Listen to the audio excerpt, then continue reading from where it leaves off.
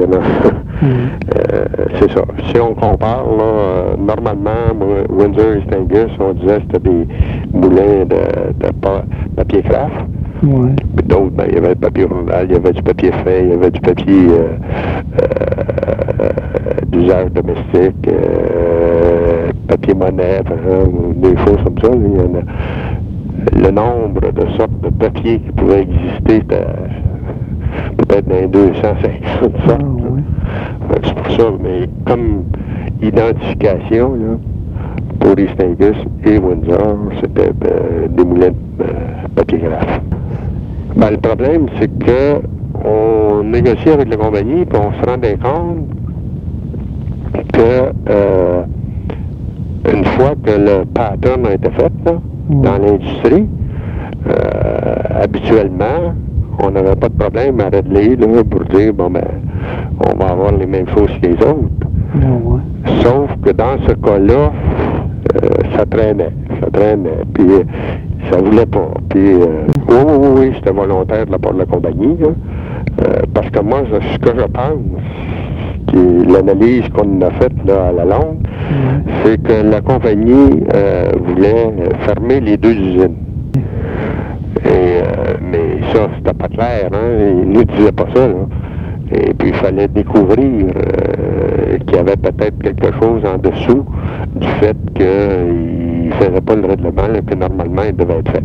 Ah, okay. C'était pas un règlement ces années-là qui était hors contrôle, hors prix ou des choses comme ça, ou hors concurrence. C'était un règlement qui était bien minime, si je me souviens, c'était 18 cents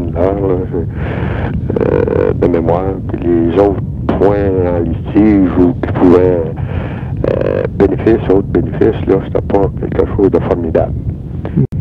Et mais moi, ce qui m'a mis la puce à l'oreille, la fédération du papier là, qui existait à ce moment-là, CSM, là, nous autres, la fédération, on avait changé de nom. Au lieu de Fédération canadienne des travailleurs de la pulpe et du papier, etc., là, c'est devenu son nom actuel.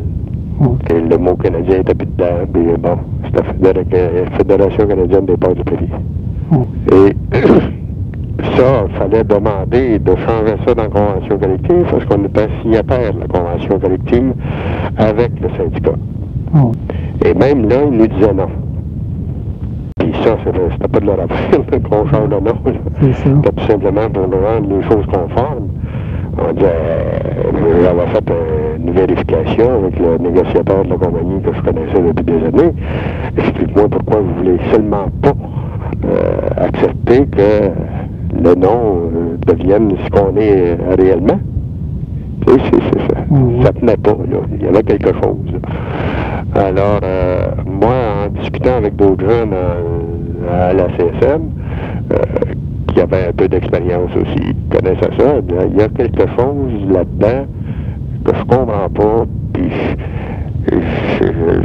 j'ai une préoccupation majeure, puis je lui ai dit, c'est difficile de pouvoir dire que c'est ça, parce qu'on n'était pas capable de trouver la cause exacte, là, mais celle qu'on pensait, on avait aussi de la difficulté à trouver ce que c'était. Donc, moi j'ai dit, ce que je pense, c'est que la compagnie voulait fermer Stengus et Windsor et bâtir une nouvelle usine entre les deux. Par exemple, entre Stengus et Windsor, là, ils voulaient bâtir une usine.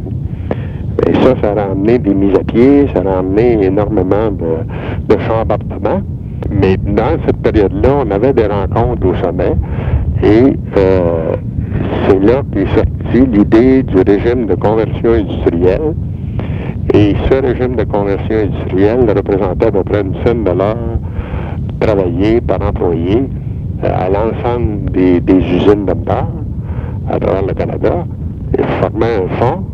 Puis lorsqu'il y avait des fermetures d'usines, puis les syndicats étaient présents là, au moment des moyens à prendre pour pouvoir aider les gens qui étaient mis à pied ou qui perdaient leur emploi. Alors, ça s'appliquait, puis c'était un bon plan. ça s'est avéré, en tout cas pour tous ceux qui ont eu à vivre des expériences, comme étant des bons plans. Par exemple, en plus de l'assurance chômage, ils pouvaient recevoir un certain montant d'argent qui était un supplément d'assurance chômage. D'autres, s'ils voulaient prendre leur retraite parce qu'ils étaient proches de l'âge de la retraite, le fonds pouvait donner un peu plus d'argent à ces gens-là pour qu'ils puissent prendre leur retraite. Okay? Alors, c'était un bon plan. Sauf que quand il y avait grève, ce plan-là ne pouvait pas s'appliquer. Ne s'appliquait pas. Alors moi, j'ai dit, fort probable qu'ils veulent provoquer la grève, fermer les usines, et plus, c'est que là, le régime de convention industrielle ne s'appliquait pas. Et étant donné que les deux usines ensemble, me semble, ça devait représenter 1200 travailleurs, au moins. Ouais. Ben, pour le fond, ça représentait beaucoup d'argent.